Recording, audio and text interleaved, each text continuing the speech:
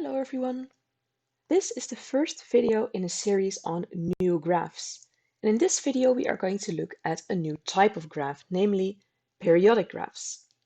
So first we will have a look at what a periodic graph is, and then I will introduce you to some jargon, some specific words to describe these periodic graphs. So first, what is a periodic graph?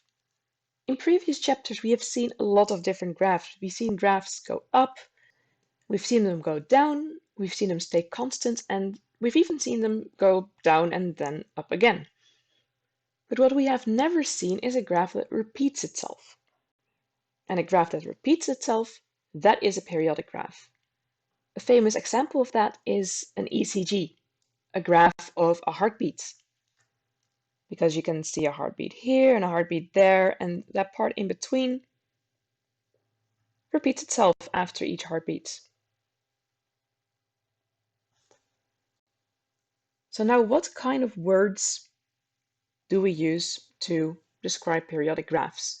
For that I'm going to use a slightly simpler example. This is the graph of the height of water at some place. It's the tides, high tide, low tide. And first of all, we might want to know how long it takes before the graph repeats. And the easiest way to find that is, for instance, to take the distance between two of the highest points. So here, or two of the lowest points works the same way. We call this the period of our periodic graph. And in this case, well, it ends at 15, this specific period, and it begins at 2.5. So the distance between that, our period, is 12.5 hours. Okay, so that's the first one. Second, which is not the case for every periodic graph, but many will fluctuate around some middle point. So we might want to know where that middle is. And we call that the mean value.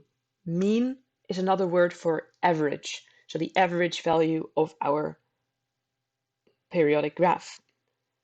To calculate that, we find, well, the average, the mean, between the highest points, that's in this case 12, and the lowest point, that seems to be about 1. So the average there, we add them up and divide that by 2. So our mean value is 6.5. Then lastly, we might want to know how much does our graph deviate from that mean value?